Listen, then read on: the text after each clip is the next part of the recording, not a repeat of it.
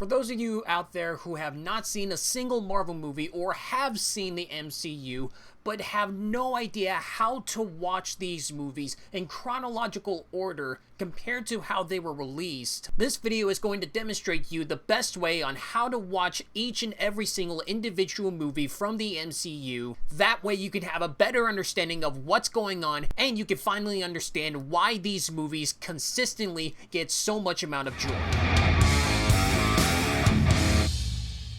Hey everybody, welcome to a brand new video, and today we're going to be talking about how to watch the MCU in chronological order. If you don't necessarily care how to look at it through a timeline perspective and are curious how to watch each and every single one of these movies according to their release date in theaters, pause the video right now and look at this picture. This is every single MCU film that has been released towards their theatrical date. You won't receive any other problems otherwise, but this one is going according to how I feel like is the best way to understand the motivations of the characters, the timeline of this universe, how you can become a lot more emotionally attached with everybody in here, and at the beginning, the middle, and towards the end of the film, how it would motivate the next character to move on towards the next film, according to me. This isn't the ultimate, correct, or best video on the internet that talks about this. There are plenty of other videos that would be different compared to mine. This is just the way that I see it and the way that I think is the most fun. Now, with that being said, let's go ahead and get started, leading it off with the very first film, Iron Man. And after Iron Man, I suggest watching Captain America: The First Avenger.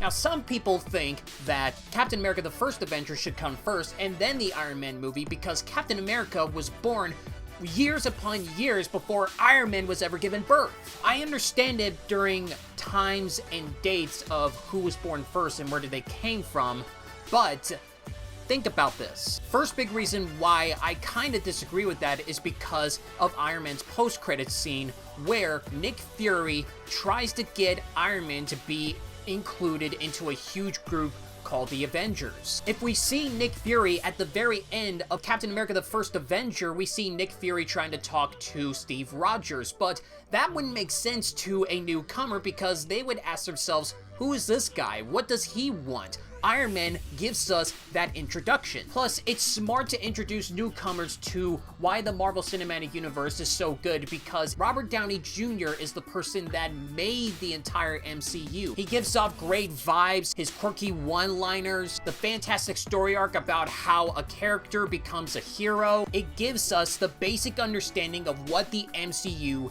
is. And then you can transition over to Captain America, who is the second best leader in the Avengers Assemble team. You would be able to understand why these two characters are both apples and oranges, why Tony Stark can come up as a jerk but people really like him, and why Steve Rogers is the kind-hearted person and people like him as well. Next, you should watch Iron Man 2 and then The Incredible Hulk. The reason why I put Iron Man 2 first and then The Incredible Hulk is because of the transition of Tony Stark actually wanting to be part of the Avengers team. Even though The Incredible Hulk was released first, it didn't really show us how Tony Stark was actually in agreement with Nick Fury. But when you're watching Iron Man 2, you're able to understand that, and then when you transition over to The Incredible Hulk, that's where you're able to see how Tony Stark became a part of their group and then wanted to get the Hulk involved with them. Up next is Thor, and after that, we get to watch the very first Avengers movie. Short and sweet to the point, Thor was never introduced in any of the other past films, but he was introduced in the first Avengers movie, so it makes sense to fit the Thor movie to be inserted in this time slot, and afterwards, we would have the Avengers film.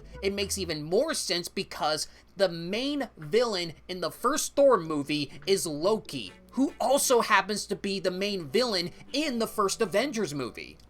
Now, these next steps are going to be pretty quick and are very easy because it is exactly according to how all of these movies were released according to the theatrical release dates. So, in order, watch Iron Man 3, Thor: The Dark World, Captain America: The Winter Soldier, Guardians of the Galaxy, Avengers: Age of Ultron, and then Ant-Man. This is all of Phase 2 according to the theatrical release date, and I think this is the best possible way to watch every single one of these characters according to all of their motivations and the transitions to the beginning to the end of their post-credit scenes. This is a tiny bit frustrating, but I did kind of want to put Captain America the Winter Soldier and Ant-Man right next to each other because it builds up to Captain America the Civil War, which is a very big important movie in the MCU. Now, the reason why I can is because there were other movies that came in and there would be too many transitions and plot holes that wouldn't necessarily make much sense if we decided to skip some of these other films or try to fit some of these other movies in different spots. It wouldn't necessarily make that much sense. Now, there is a possibility with the brand new Black Widow film, which I have not seen yet. That movie might be somewhere within this mix over here. And if that does happen, I'm going to stop the video right now and talk about where that movie actually does get placed in when watching all of these movies in that type of order. And here I am, guys. I actually got back from the movie theater and just saw Black Widow, a pretty decent movie. I thought that it was a lot of fun. I don't consider it to be in my top 10 favorite Marvel movies, but I think I would consider it to be in my top 15 in the MCU. But anyway, where would I place this within the timeline? I say right after Civil War, go ahead and watch Black Widow. And don't watch the post-credits scenes if you are watching it as a new person, because it's going to spoil something big for a Marvel film that's in the near future, but everything else not really going to be spoiled by anything else. Now, the reason why I place Black Widow right here, it's not just because like, oh, it's right after the events of what happened in Civil War. It's mostly about understanding the dynamics of what Black Widow's purpose is for the Avengers and how she feels about those characters, how the Avengers were once broken up, but now she wants to try and put those pieces back together, and this movie kind of explores that when she goes back to her own hometown, and then she goes back and meets up with all of the other Avengers. And then right after Black Widow, I say watch Spider-Man Homecoming, because that also leads into more of the family connection of what's going on with Peter Parker and Tony Stark. And now I'm going to go back into the past and talk about why I decided to choose Spider-Man Homecoming first and then Black Panther. So, let's go back. Tony Stark and Peter Parker have such a huge stronghold attachment with each other that you can't necessarily put Black Panther first and then put in Spider-Man Homecoming. Plus, what happens after Civil War, there are some complicated things that happen between our main characters. And when you see the post-credit scenes, you're introduced what happens in Wakanda. And when you see Wakanda, it doesn't necessarily give you that much of a big answer. When you watch Spider-Man Homecoming, it does give out some answers of what happens on Peter Parker and Tony Stark's side of the story. So I think it's much more logical to watch Spider-Man Homecoming first and then watch Black Panther. The next film you should watch is Guardians of the Galaxy Volume 2. I didn't necessarily give any time to explain who the Guardians of the Galaxy are and why I suggest you should watch the sequel after Black Panther, but Guardians of the Galaxy were never introduced to any of the Avengers characters or anybody that was close to Earth until we got to Avengers Infinity War. Both the first Guardians of the Galaxy and Guardians of the Galaxy Volume 2 have these introductions of just deviating away from the main MCU storyline. So I suggest that this is a good slot to watch both the movies or Guardians of the Galaxy Volume 2 if you chose to watch Guardians of the Galaxy back in the past time slot that I inserted in, just so you can see some more of the Marvel Cinematic Universe's spice of fun and epicness and the type of range that this entire universe can be capable of. Up next, Doctor Strange, Thor Ragnarok, and then Avengers Infinity War. Doctor Strange introduces us to the Time Stone, things that talk about going in the past, going into the future, and other types of illusions, again, expand the universe in a way that you haven't really seen it before. And at the end of Doctor Strange, it leads us into a great introduction of how he got into Thor Ragnarok. And not only that, but Thor Ragnarok is a fantastic introduction of what happens at the beginning of Infinity War. It's pretty tragic, even though Thor Ragnarok is said to be the best comedy film in the MCU.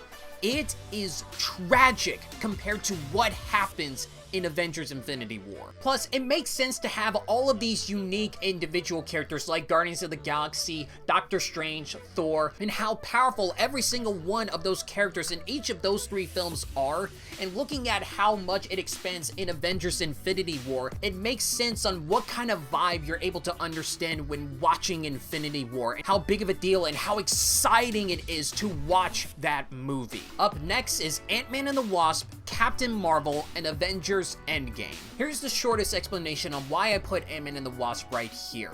The shortest explanation is because of its post-credits scene. It gives us the understanding of what Ant-Man was doing while he wasn't with the Avengers in Avengers Infinity War. The same thing is going on with Captain Marvel. It gives us an introduction of a character that we've never seen before, what's going on with her universe, and how she actually manages to be a good introduction for Avengers Endgame. Some people would like to put, again, Captain Marvel at the very beginning because, once again, this was the first time where we see Nick Fury without his eye patch and what happened to him when he did get his eye scratched, which is very stupid. And I think it's best to watch Captain Marvel in this time slot and then see Avengers Endgame, because if we see Captain Marvel all the way at the very beginning, it's like we either forget about this character, what does this have to do with the Marvel Cinematic Universe, or why are we not seeing this character again? But when you're watching Avengers Endgame, it makes a lot of sense. And right after Avengers Endgame, you get to watch Spider-Man Far From Home. After all of the catastrophes that happened in Avengers Infinity War and Avengers Endgame, Peter Parker is left with all of that chaos inside of his mind and is now upgraded to becoming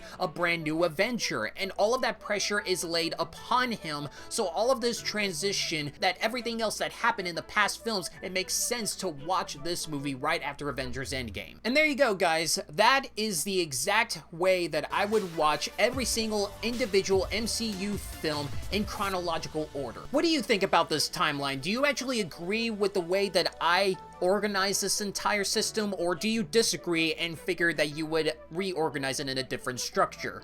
Put them down in the comment section below and let's have a conversation about it. And that's it I have for today's video. Thank you guys so much for watching, and I'll be sure to see you in the next video.